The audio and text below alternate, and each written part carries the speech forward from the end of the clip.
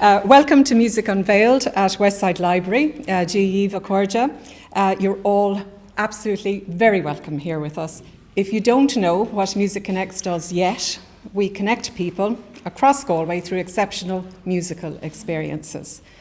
And we are delighted today to launch our autumn-winter programme, which is under the theme of In Conversation.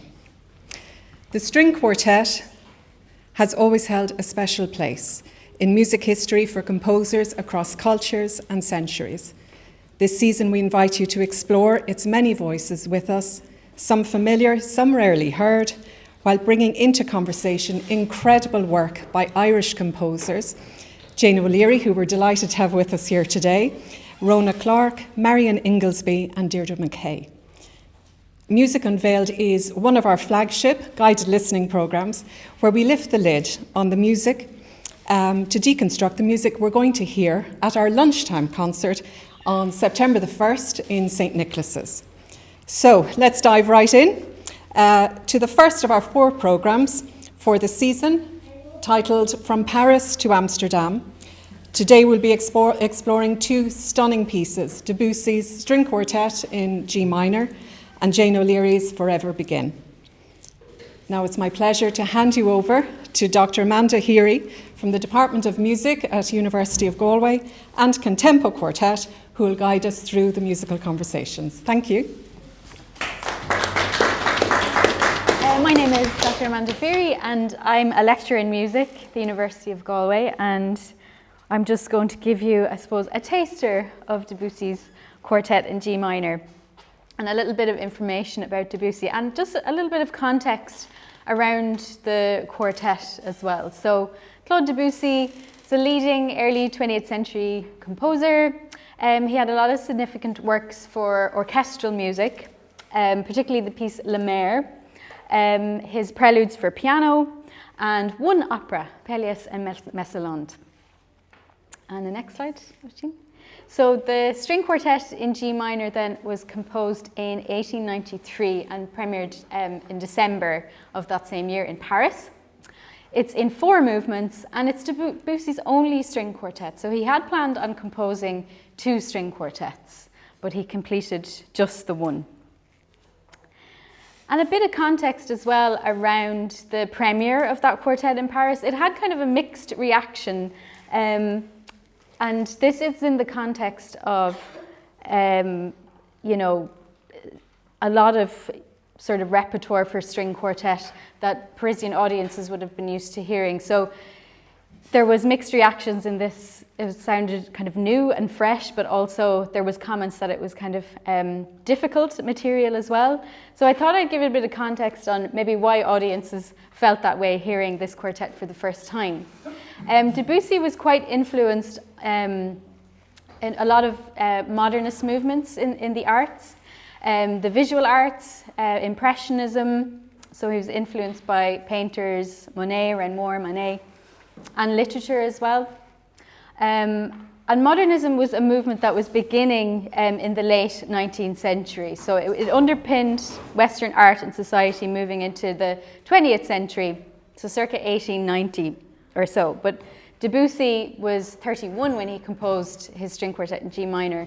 So there was a lot of other artistic movements that he was influenced by, and that kind of fed into his music, but it definitely fed into this string quartet as well. So modernism then, what did that sort of emerge in terms of like different artistic movements, visual arts, literature, music? It can be characterized by a distortion of elements. So in visual arts then we can see paintings by Picasso and Cubism. That could be one example where it's not actually the literal representation of the object or the subject. In literature then, poets and writers looked a lot to symbolism rather than directly depicting something. So they wanted to depict not the thing, but the effect it produces. So a lot of symbolist poets and writers rejected the form of the traditional novel, started to embrace more free verse in poetry as well. So this definitely has sort of connections with music as well. In poetry, there was like the sound of the words, more kind of based on the senses, like sound, scent, and colour. And this definitely influenced Debussy, but not just Debussy as one composer alone. In music then, this looked like, in modernism, the breakdown of tonality, of traditional tonality. So the next slide, Oisin. Next slide. Thank you. So this looked like, I suppose, a breakdown of tonality looked like a breakdown of a centuries-old logic of how harmony kind of works in a piece and functions in a piece of music. So there was generally a particular pattern or grammar that was followed in music of the Baroque era and music of the classical era, but this started to break down into the 19th century in the Romantic era, and particularly as we get later into the 19th century. And then in the 20th century, we had composers going in lots of different directions away from tonality. So that's probably the simplest way to describe it, is that that kind of logic and that grammar was beginning to distort, and it was beginning to break down. So Debussy, he's influenced by the symbolists, he's influenced by the Impressionist painters. What is he doing with this musical material? How is he distorting that system then? Well, he's using chords and keys to suggest a sound world rather than following that logic. His harmonies don't move in traditional directions. He's looking at more of what it suggests and evokes, and the different colours of different types of harmonies up against each other, basically. He's also using other scales as well. So Debussy travelled a lot in his 20s, and he was very much influenced by other world musics, particularly gamelan music from Bali and Java. And there's other kind of tunings and scales that are part of these different world musics, and these all fed into Debussy's music as well. So the whole tone scale is a scale that Debussy uses across this quartet and in other pieces of music of his too. And it has a different sound. So this centuries-old tradition of tonality, we mainly focus on major scales and minor scales for the most part. But the whole tone scale has quite a different sound, has quite a different flavour to it. So I thought I'd get Adrian to demonstrate just what a standard major scale sounds like, and then to hear the difference of the whole tone scale against that.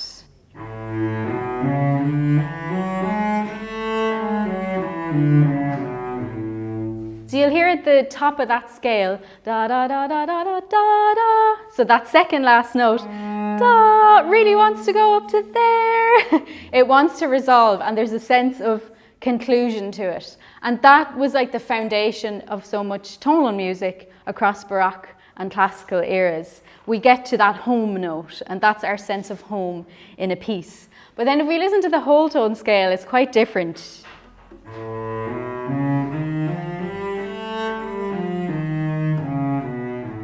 Da, da, da, da. So that you could cycle around that perpetually, and it wouldn't have the same sense of resolution to it, and it wouldn't have the same sense of conclusion. There's a sense of mystery to it, and actually in a lot of film scores in cinema, the whole tone scale would be used to evoke like something dreamlike, something mysterious, because it has this sense of it's not really resolving or getting to like this home note or home chord. So when you start to change these basic ingredients, like changing a type of scale that you have in a piece of music, the overall flavour of the music is going to change as well. So something as subtle as changing a type of scale that composers were using was going to evoke a different sound world. So this is a scale that's used across the quartet. In the melodic material we hear it, so that gives the melodies of the piece a different flavour, but also in the accompaniment textures, it's kind of like cycling away in the background, and that's kind of evoking a different sound world that we would be maybe more familiar, say with the Beethoven quartets, that's following a more kind of tonal logic to it. So that, even the different kind of sense of that gives result in harmonies and melodies that are going to sound quite different. Next slide.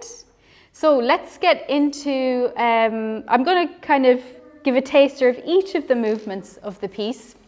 So you're well set for the concert in September. So we'll look at the first movement, and we can say that this movement is in what's called sonata form. So very simply, that has kind of three overarching sections. Exposition introduces us to different themes. In this case, it's different melodic themes that we hear. And then those themes are developed, and then there's a recapitulation. So there's a return then of some of the themes that we heard in the first section, the exposition. But they might have like different kind of contrasting elements. They might have different kind of harmonies underneath them or be altered slightly. So that's kind of the basic elements of sonata form. In the first movement then, the accompaniment and the melody, they're constantly changing. The textures, the dynamics, and the overall range of the quartet, so highest notes to lowest notes, are kind of alternating very rapidly as well. So the first excerpt that we'll hear is the opening of the movement, and it's a very declamatory statement of the main theme. And then we'll hear a transition idea and then return of that main theme in the opening.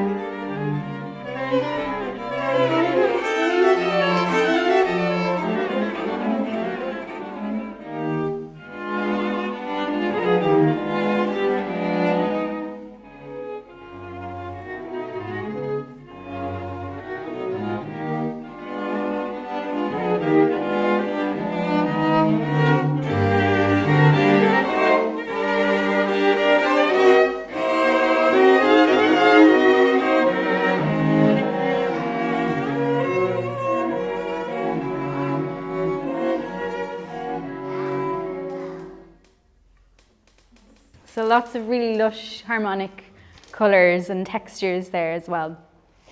So excerpt 2 then is the introduction of the second melodic theme. And we hear like this nice triplet accompaniment underneath it. And then there's later an increase in textural density in the quartet as well.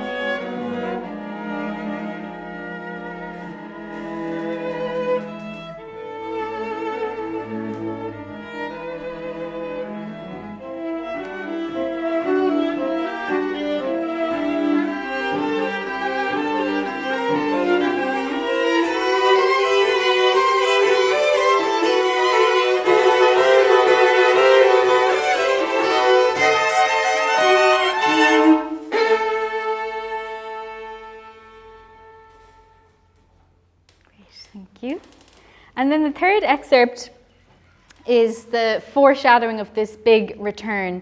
We're returning into the recapitulation section, the final section of the piece, and we're returning to that main theme that we heard in excerpt 1.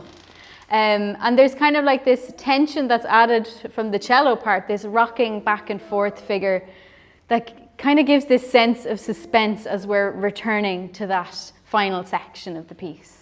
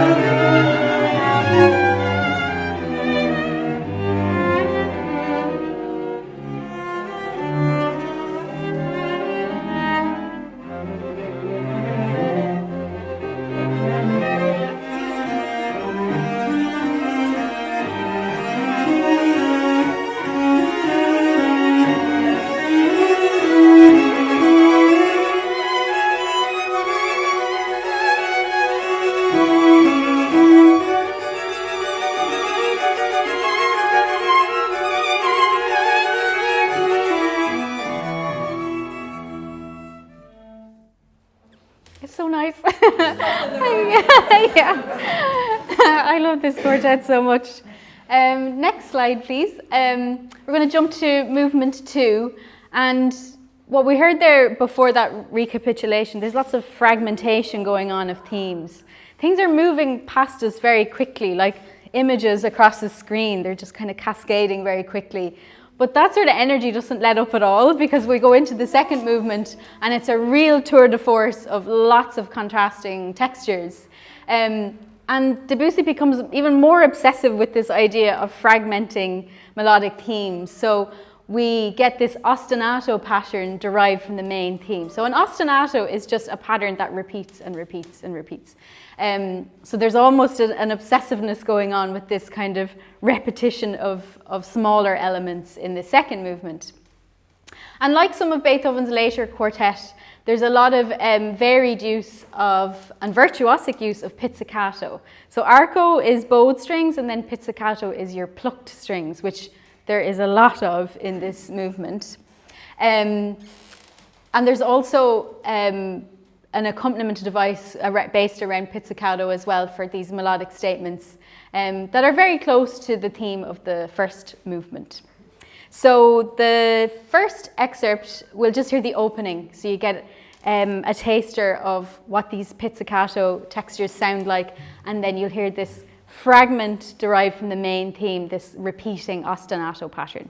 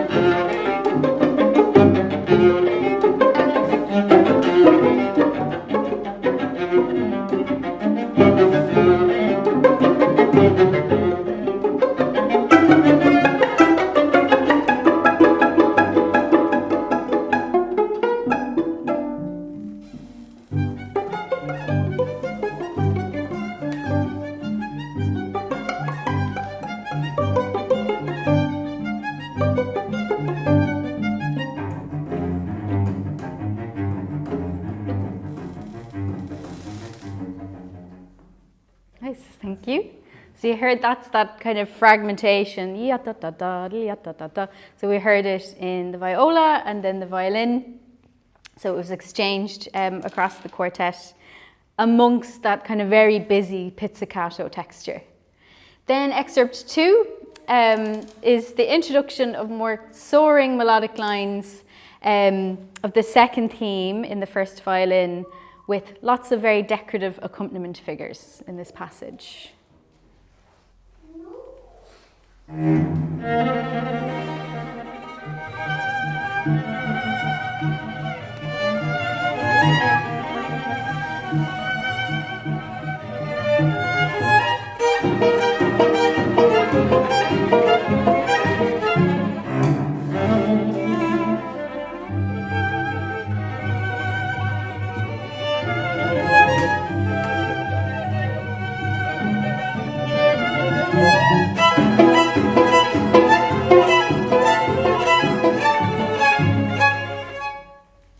Nice. And our third excerpt for this movement introduces the third melodic theme in the cello, and then we hear this lovely texture emerging from violin 1 and viola, and we hear the theme coming across the texture in octaves between those instruments too.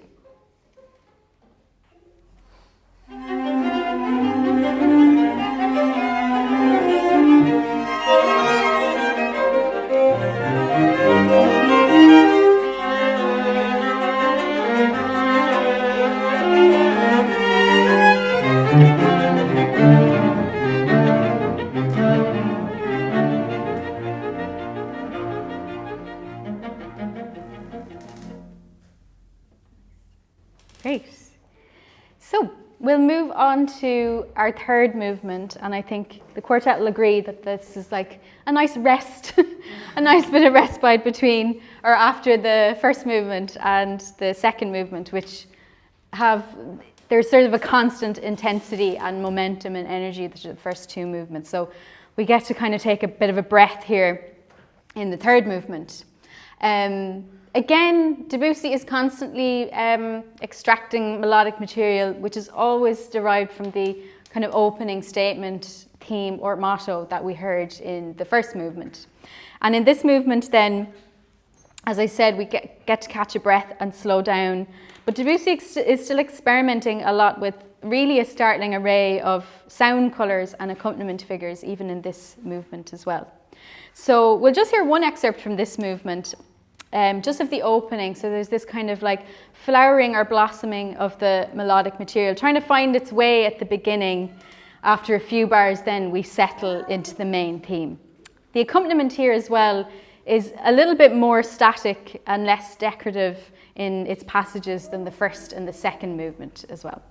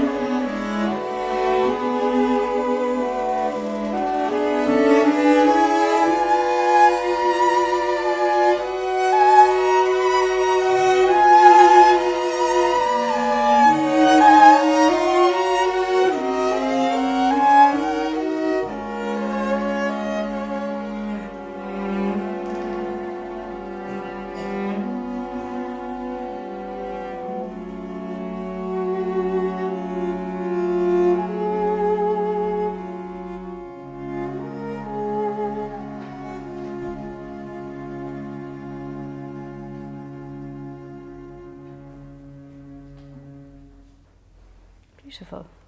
So you can hear immediately that this is a much more subdued, more kind of inward in feeling in this third movement.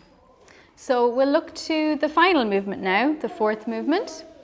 And this final movement, which is kind of fitting with, I suppose, the formal tradition of a lot of four-movement works that kind of explore sonata forms. There's a representation of themes that we've heard across the movement. So the final movement is a presentation of these past themes in a variety of harmonic guises and contrasting accompaniment textures as well. And again, similar to parts of the first movement, the ending of this final movement, these themes sort of fly by us. So there's a lot of momentum in this final movement as well. But I thought for the first excerpt of this movement, we could look at the climactic point in this movement, but of the entire quartet as well. There's lots of dizzying descents, and again, these soaring themes that are glide across the texture. There's also the violin one. We can hear the violin one in octaves, and that adds a kind of an intensity to the overall texture as well here.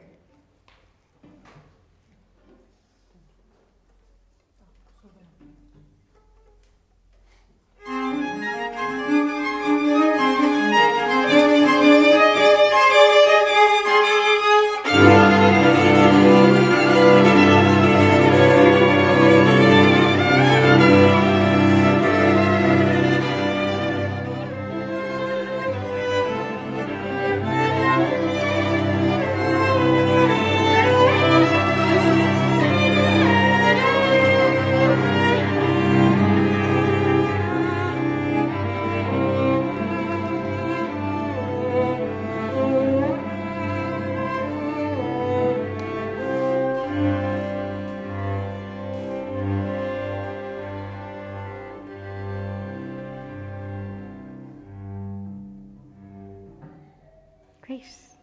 And then the last movement we'll hear from this final movement. This is moving towards the closing section of the piece. And it's sort of, again, every sort of fast-paced cascade of different thematic references and melodic fragments that just fly by us in the texture.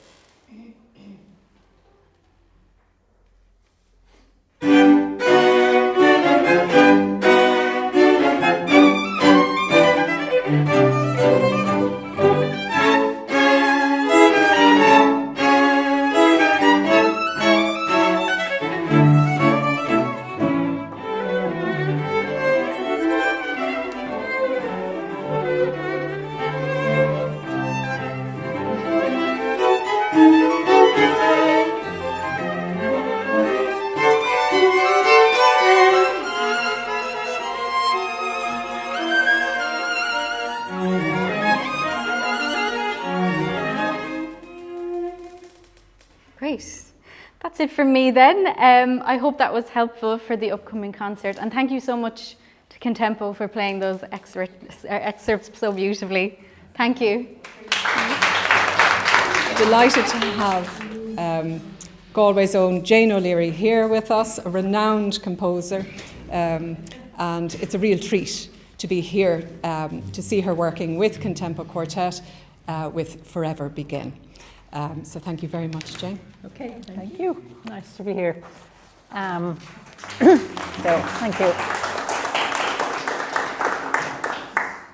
So I thought I'd start by looking at the two pieces that you're hearing today, the Debussy and my own Forever Begin quartet. And just looking at the two composers and how we approached writing for string quartet, because it's a wonderful medium.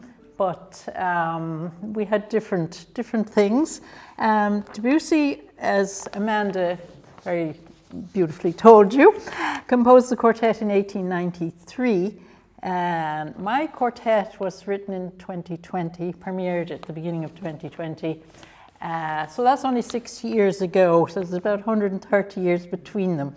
So you're going to hear, a different kind of language. As Amanda said, things were kind of breaking down at the end of the 19th century, and they broke down even more in the 20th century, and here we are in the 21st century. But it's kind of not too mad. It's kind of mellowed again, I think. But anyway, he was 31 when he wrote this, and 6 years ago I was a little more than 31, obviously. He only wrote one quartet, and I'm afraid I've written 11, and this was my 8th. I just finished the 11th a few weeks ago. So it's a really wonderful medium to write for. Quartet being, as Maeve said, a conversation between four voices, but you write for them as if it's a single instrument. I do anyway. I think of the four as one voice, and yet they're talking with each other. So there's all kinds of possibilities there. Debussy's was in 4 movements, as you heard, very substantial. This is just one movement, about 6 minutes.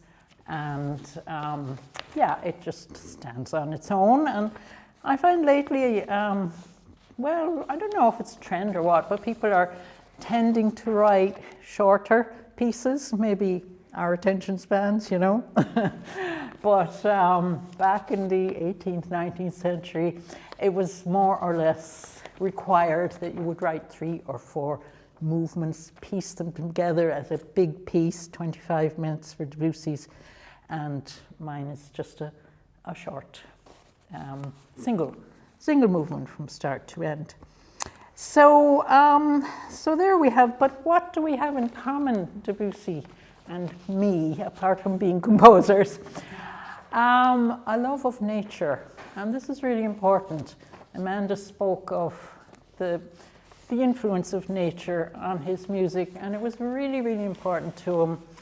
And he often talked about just looking at a sunset. And he said to look at a sunset was the most beautiful piece of music that he could imagine, the emotions you would feel. And what is it about the sunset? It's that it's constantly moving, constantly changing, like a piece of music. Its color is changing. And he says there is nothing more musical than a sunset. He who feels what he sees will find no more beautiful example of development in all that book, which alas, musicians read but too little, the book of nature. So I have to say nature is my greatest source of inspiration. I could look at the clouds all day and the gentle kind of movement. I could look at the trees, the leaves out the window and just gentle whispering with the wind. I could look at the sea all day. It's constantly changing, and that's the thing about music. It's never static. Okay, so what is it that we composers do? I'm often asked that question. It's impossible to answer. I can't explain, how I do it. But I like to think that what we do is we play with sound. We have to, in our heads, imagine the actual sounds and put them together like a puzzle and, shuffle them around, try things. I found some of my sketches for this particular piece, and when I finish a piece, I have a mountain of sketches and scribbles, mostly incomprehensible when I go back to look at them. But, so that's what we do. We play with sound, but what do? We have to put it on a page. We have to use symbols. We have to make it possible to translate the ideas we hear in our head to musicians who will then interpret the symbols we give them and make actual sound, and that has to be heard by you, listeners. So there are 3 parts to this process. It's quite unique, very different from a painter who puts paint on a piece of paper or canvas, and that's it. They hand it to the person who will receive it. The writer who puts words on a page hands it to the reader who takes it.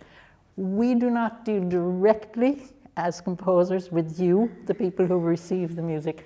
We have to go through somebody else, and that's the performer. It's a very interesting process, very complex, and as you can imagine, it's very different with every performance, very different. So I love that each performance is unique. Now, to introduce my work, let's start with the title. It has 2 parts really.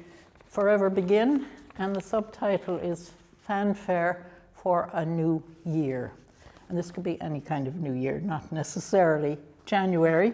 And let me ask you, what do you think a fanfare is? What does the word mean to you? It's usually a brass ensemble that plays a fanfare, and they have trumpets and trombones and, lots of exciting sounds.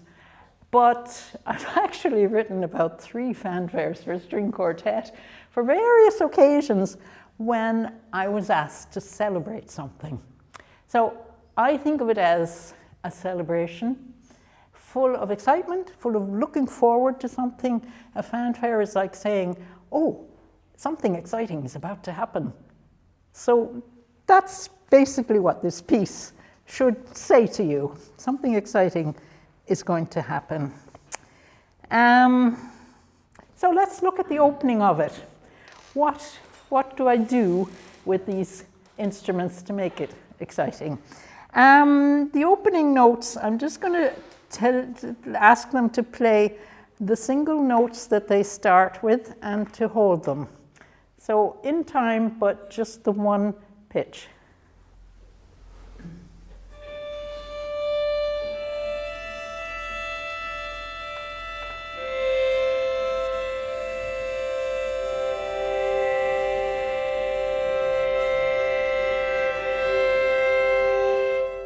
Thank you. So that's what we call a chord. It's 4 notes put together. Each has a single note.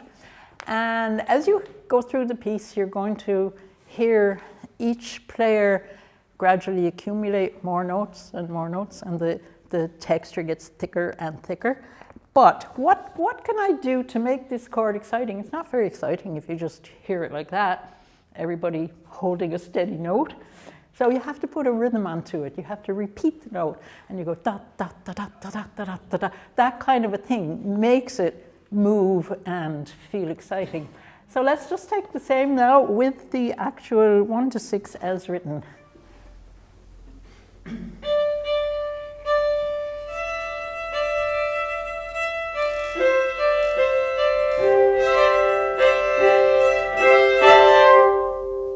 Thank you. That's a little more exciting. And it goes from there.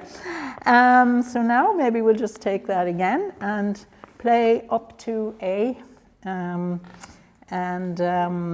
You'll hear this texture growing from a single note and just gradually expanding and adding to the excitement.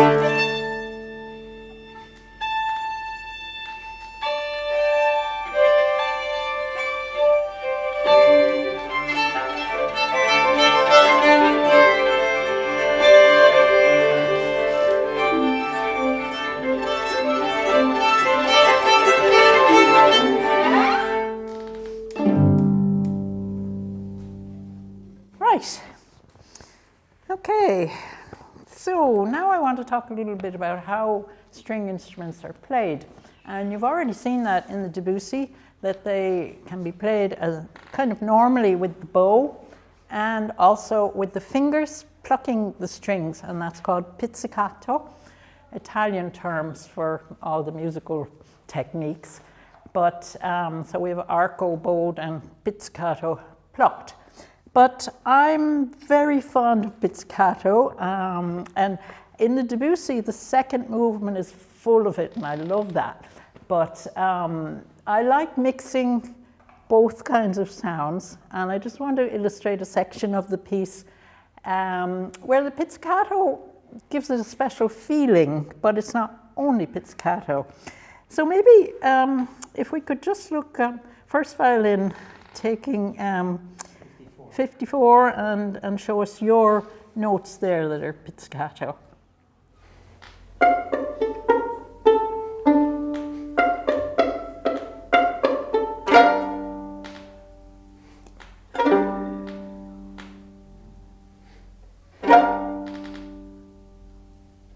Yeah, thanks. So we have single notes, and we also have all 4 strings with a brush across the strings to make a special sound for that chord. So could we, I hope this is clear now, if you only play the pizzicato notes and only come in at the relevant section, and we take it 54 to 65, but only pizzicatos. Thanks.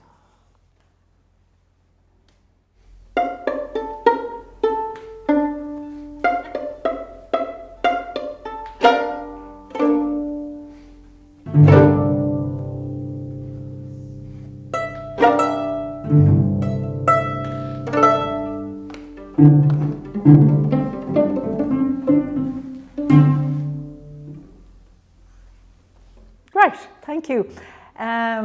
So you get a feel for what that sounds like, but it's not all that interesting. So what I like to do is mix the held longer notes with those short notes. And we'll take that same section filled in with all of it. Thank you.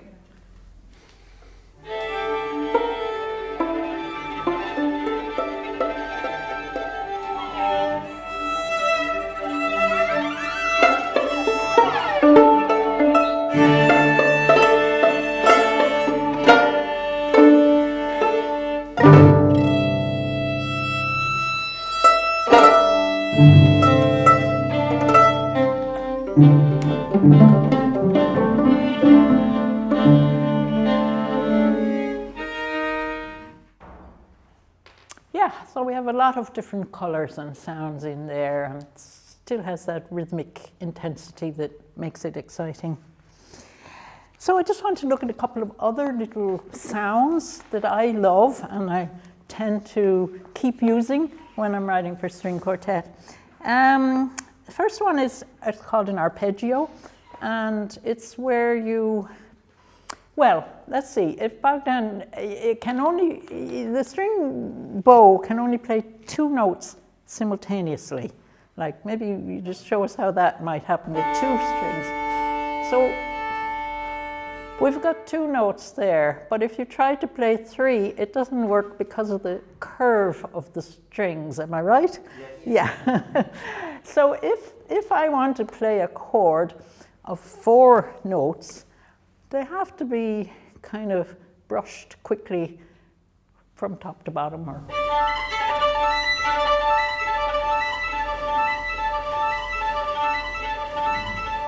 yeah, so you have the effect of it, but it's slightly split up. And that's called an arpeggio. So, yeah, I really like that. And Andrea, you have it as well. Can you show us your bit at 25? I think it's this.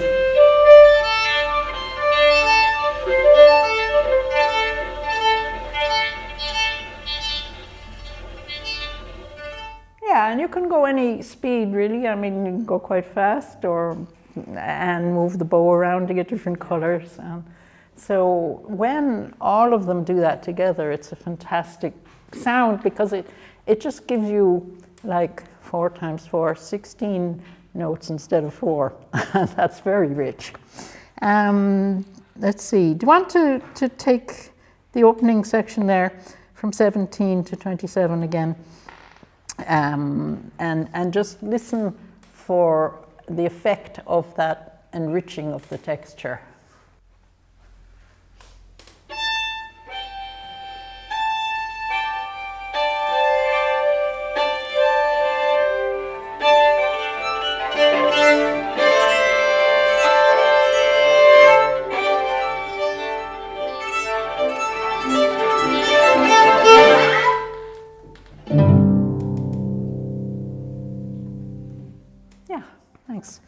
Okay, and one other little technique I just want to mention is what we call in Italian again, glissando. And maybe, Bogdan, you can show that on the violin, there are no divisions. Like on a piano, you have keys and each note is a definite note. On a violin or viola or cello, you can slide between the pitches.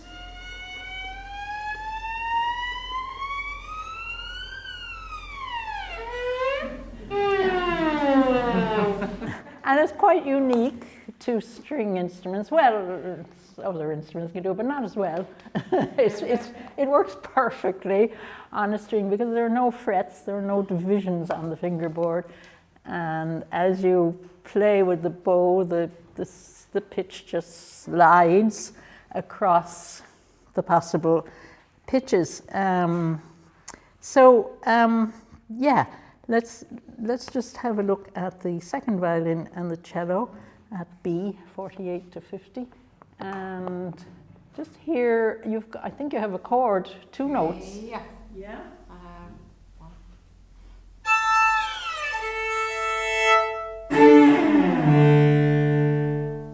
Yeah, it's kind of fun, isn't it?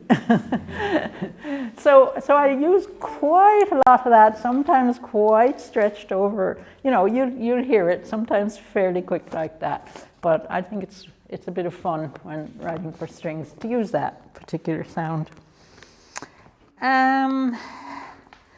Yeah, so we'll listen to the whole thing. It's only 6 minutes, and just people might want to know, how should I listen? Should I be listening for this or that or whatever? I don't think so. I think you should just let it float over you. Just go with the flow. It's kind of like being on a boat or something. You're moving and the music is pulling you along, You'll recognize some of the bits that we've done just now, that we've heard, and you'll hear some new things too. But just follow the shape and the texture, and and sometimes it will be relatively calm and sometimes it'll get very excited. So before we play it, I want to go back to the title. So what is a title? A title is a window for the listener. For me, it's always the hardest part of the composition. I have no problem with the music, but I do have a problem finding what I think is a really good title that will help the listener to be in the right kind of mood to receive the music. Forever Begin is from Brendan Kennelly's poem, Begin. Brendan was a wonderful poet whom I met before I even came to Ireland in 1972. I met him at Swarthmore College, where we were both actually teaching for the year. And he was on a sabbatical, and I was a student doing a course, teaching a course there. And we became friends, and I met him then when I moved to Ireland. I often met him, and he was a teacher in Trinity College most of his life, English teacher. And I would sometimes pass him on the street or meet him in the archway, and he would hand me a piece of paper with a poem on it. It was just beautiful, and I loved his early work.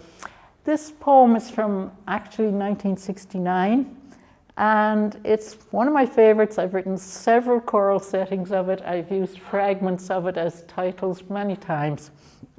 And it's all about hope, optimism, begin again. Although we live in a world that always seems to be ending, something convinces us to keep going. But I'm going to let you listen to Brendan himself speaking the words, and it's a poem you can look up easily online, and I suggest you do that and go back to it, because every time I read it, I find something different in it.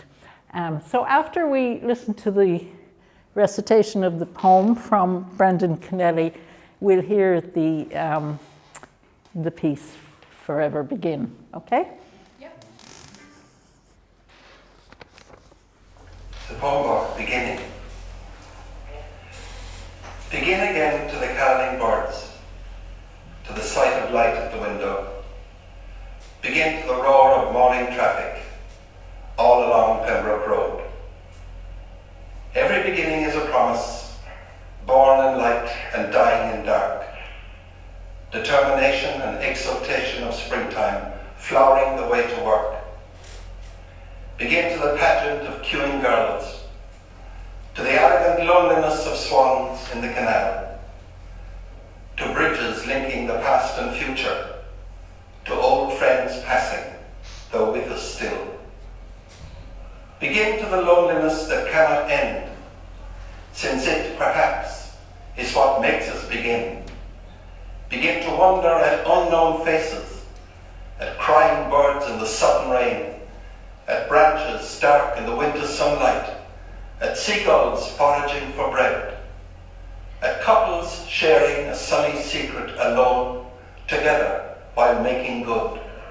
Though we live in a world that dreams of ending, that always seems about to give in, something that will not acknowledge conclusion insists that we forever begin.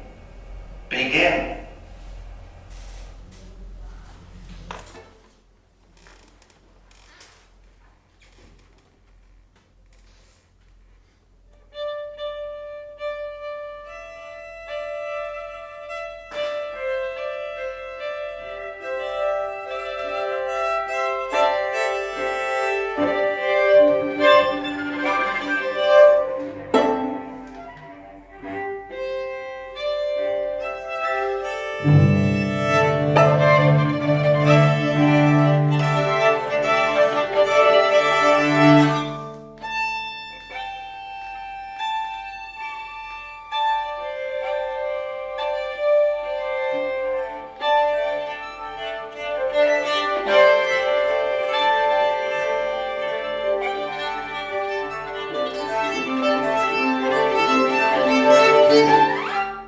Thank you.